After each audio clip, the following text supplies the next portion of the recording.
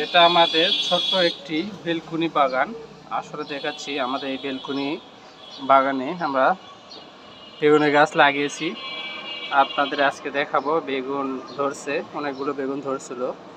এখানে রোদ কম পড়ে এবং রোদ কম পড়ার কারণে এখানে কমিয়ে হচ্ছে, আসলে বাড়তেছে এবং ফুল কম আসতেছে।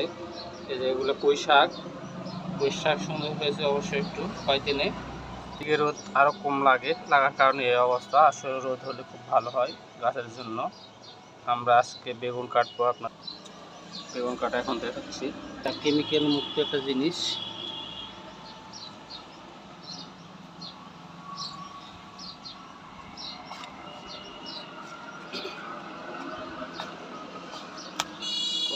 আপনার 2-3টা বেগুন ধরে কয়েকদিনে, তাহলে ভালোই হয়।